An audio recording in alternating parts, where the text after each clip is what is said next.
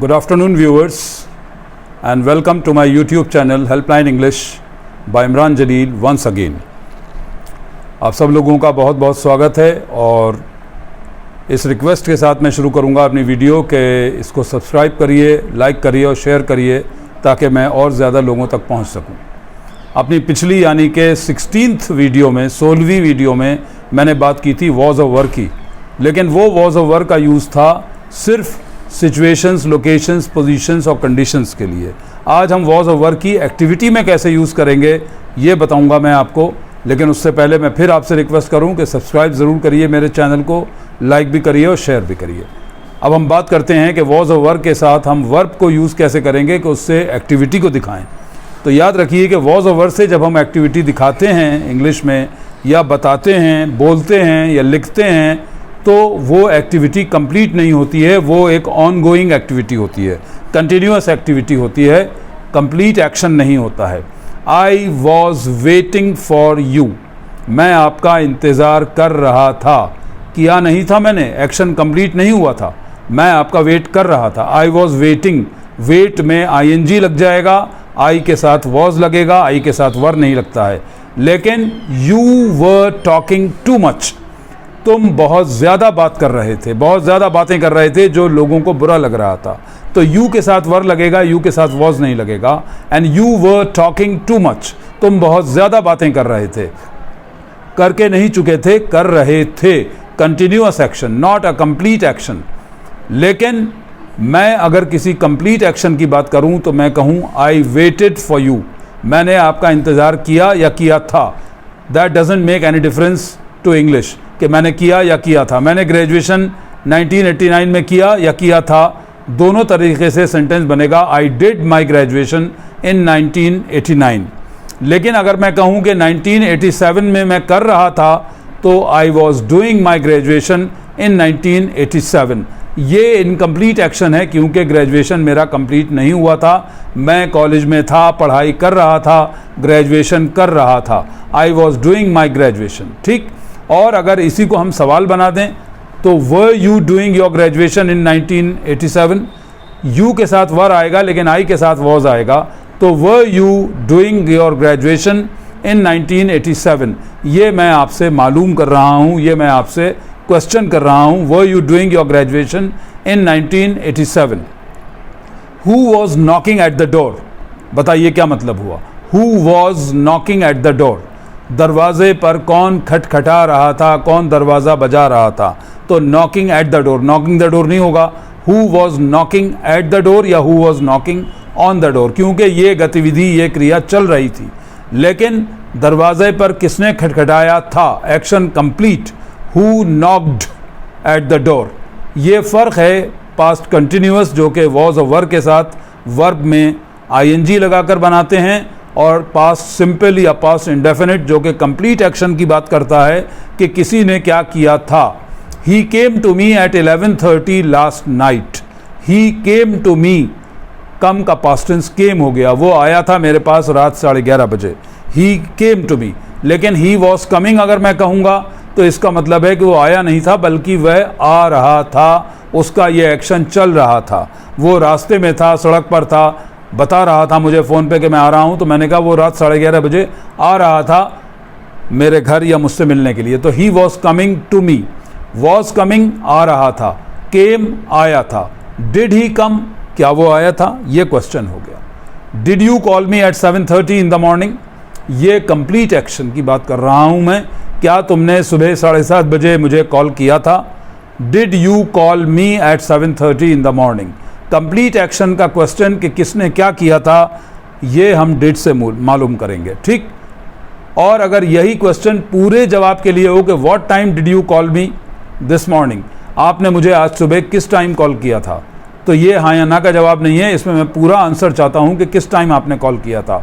लेकिन कर रहा था, I was trying to call you या आई वॉज कॉलिंग यू, मैं आपको फ़ोन कर रहा था, करके नहीं चुका था, एक्शन कंप्लीट नहीं हुआ था। तो इसका negative, I was not calling you, I was calling somebody else, मैं आपको कॉल नहीं कर रहा था, मैं किसी और को कॉल कर रहा था। कोई और या किसी और के लिए हम समबडी एल्स का यूज़ करते हैं। तो I was calling somebody else, I was talking to somebody on the phone, मैं फ़ोन पर किसी से बात कर रहा था, on the phone, on phone नहीं, फ़ोन से पहले हमेशा द लगेगा।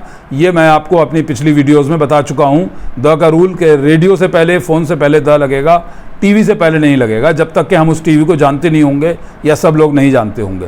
तो आई वॉज वॉचिंग टीवी, इसमें द नहीं लगा। लेकिन I was talking to somebody on the phone, मैं फ़ोन पर किसी से बातें कर रहा था या बात कर रहा था। ये एक्शन कंप्लीट नहीं था, चल रहा था, तो आई वॉज टॉकिंग। अगर कर चुका था, मैंने बात की थी किसी से फ़ोन पर, I talked to somebody on the phone, तो फिर टॉकिंग नहीं होगा, वॉज नहीं लगेगा, वर नहीं लगेगा, सीधे सीधे वर्ब की second form, I talked to somebody on the phone. उम्मीद करता हूँ कि यहाँ तक आपको पास्ट में वॉज और वर और डिड और वर्ब की सेकेंड फॉर्म का और वर्ब में आईएनजी लगाकर किस तरह से हम बात करते हैं कंटिन्यूअस में और सिंपल पास्ट में, यह आपको समझ में आ गया होगा। अब मैं आपको एक एग्जाम्पल दे रहा हूँ, समझने की कोशिश करिए। He was making faces at me. Make faces at somebody का मतलब होता है किसी को मुंह चढ़ाना, तो he was making faces at me, वो मुझे मुंह चढ़ा रहा था। आई स्लैप्ड हिम हार्ड। स्लैप कहते हैं झापड़ रसीद करने को या थप्पड़ लगाने को। मैंने ज़ोर का एक थप्पड़ लगाया। थप्पड़ लगाने की क्रिया पूरी हो गई, लेकिन वो मजाक बना रहा था, मुंह चढ़ा रहा था, जो भी कुछ कर रहा था वो कर रहा था, मैंने एक काम कर दिया। He was making faces at me and I slapped him hard. मैं प्रिंसिपल को बता रहा हूँ, प्रिंसिपल पूछ रहे हैं भाई आपने इस बच्चे को क्यों पनिशमेंट दी, क्यों मारा आपने इसे। He was making faces at me, मुझे मुंह चढ़ा रहा था, मुंह बना रहा था, लेकिन मैंने एक काम कर दिया, वो कंप्लीट हो गया। स्लैप का पास्ट टेंस स्लैप्ड, SLAPPED, लेकिन ही वॉज मेकिंग, ही के साथ वॉज आएगा, वर नहीं आएगा। यू वर शाउटिंग, आप शोर मचा रहे थे। Nobody was listening to me, कोई मेरी बात नहीं सुन रहा था। And it was raining heavily, it was raining heavily. मौसम की बात करेंगे तो हमारा सब्जेक्ट होगा it. It was raining heavily, मौसम की बात करेंगे, मौसम का नाम नहीं लेंगे, लेकिन बात मौसम की करेंगे, ठीक। इट वॉज रेनिंग, तो बारिश हो रही थी, हो रही थी, होकर नहीं चुकी थी। अगर हुई थी रात में बारिश तो it rained in the night, रात में बारिश हुई थी। ये कंप्लीट एक्शन है, लेकिन इट वॉज रेनिंग इनकम्प्लीट और कंटिन्यूअस एक्शन है कि जो हो रहा था। I was teaching in the class, मैं क्लास में पढ़ा रहा था। And some students were disturbing the class, कुछ स्टूडेंट्स क्लास को डिस्टर्ब कर रहे थे। लेकिन जब मैं प्रिंसिपल को 4 दिन के बाद बताऊंगा तो मैं कहूँगा some students disturbed the class, कुछ स्टूडेंट्स ने क्लास को डिस्टर्ब किया था, उनको मैंने क्लास से बाहर निकाल दिया था। I turn them out of the class. Turn somebody out का मतलब होता है किसी को निकाल के बाहर कर देना, तो आई टर्नड, ED लग जाएगा टर्न में। I turn them out of the class, them इसलिए कि वो बहुत सारे स्टूडेंट्स थे, उनको मैंने क्लास से बाहर निकाल दिया। इस तरह से हम ING लगाकर वॉज और वर के साथ पास्ट कंटिन्यूअस बनाते हैं, जो ये शो करता है कि क्या हो रहा था या कोई क्या कर रहा था, मैं क्या कर रहा था, तुम क्या कर रहे थे, वो क्या कर रहा था, वे लोग क्या कर रहे थे, ठीक। Everybody was asking about you, बताइए क्या मतलब हुआ। Everybody was asking about you, हर एक तुम्हारे बारे में पूछ रहा था। And the children were playing in the park, बच्चे पार्क में खेल रहे थे। बच्चे एक से ज़्यादा थे तो चिल्ड्रेन वॉज नहीं हो सकता। The children were playing in the park. And you were joking I suppose, तुम शायद मजाक कर रहे थे, मुझे लगता है, मेरा ख्याल है। You were joking I suppose या आई गेस या आई थिंक का मतलब होता है मुझे ऐसा लगता है, मुझे ऐसा प्रतीत होता है। And everybody was waiting for you, हर एक तुम्हारा इंतजार कर रहा था, तुम्हें बहुत देर हो गई थी। तो एवरीबडी सिंगुलर माना जाता है, नोबडी सिंगुलर माना जाता है, ठीक। तो इनके साथ वॉज लगेगा, वर नहीं लगेगा। Everybody was waiting for you. यहाँ तक मैं उम्मीद करता हूँ कि मुझे यकीन है कि आप यहाँ तक पास्ट टेंस के तरह तरह के यूजेस को वॉज के साथ, वर के साथ, वर के साथ ING कब लगेगा और बिना ING कब बात होगी। आई वॉज इन कैनेडा, मैं कनाडा में था, मैंने वहाँ क्या किया मैंने ये नहीं बताया आपको। He was in the class, वो क्लास में था। इसमें एक्शन कहीं नहीं है, इसमें वॉज के साथ ना ING लगेगा ना कोई वर्ब लगेगा, बल्कि वो कहाँ था, कैसा था। ही वॉज नॉट वेल, उसकी तबीयत ठीक नहीं थी। He was absent on Friday, Friday को वो एबसेंट था। ये नॉन एक्टिविटी वाले स्टेटमेंट्स हैं जिसमें कोई कुछ कर नहीं रहा था, किसी ने कुछ किया नहीं था, बल्कि कौन कहाँ था, कैसा था, किस हालत में था, किस कंडीशन में था, उसकी लोकेशन, उसकी सिचुएशन क्या थी। ऑल द स्टूडेंट्स वर इन नैनीताल, सारे स्टूडेंट्स नैनीताल में थे। ऑल द स्टूडेंट्स वॉज नहीं हो सकता, ऑल द स्टूडेंट्स वर, क्योंकि बहुत से लोगों के साथ एक से ज़्यादा अगर होंगे तो वॉज नहीं लगेगा, वर लगेगा। We were in the classroom, हम लोग क्लासरूम में थे। अब वी में 2 भी लोग आ गए और 20 लोग भी आ गए, तो वी का मतलब हम लोग, we were in the classroom. इस तरह से हम पास्ट टेंस को यूज़ करते हैं। कंटिन्यूअस में वॉज और वर के साथ आईएनजी लगाकर ये बताइए कि क्या हो रहा था। You were not listening to me, तुम मेरी बात नहीं सुन रहे थे, नहीं सुन रहे थे, ये एक्टिविटी चल रही थी, तुम कहीं और देख रहे थे, किसी से बात कर रहे थे, लेकिन you didn't listen to me, तुमने मेरी बात नहीं सुनी। एक्शन कंप्लीट, ये है पास्ट टेंस और वॉज और वर और डिड और वर्ब की सेकंड फॉर्म का सारा एक खुलासा।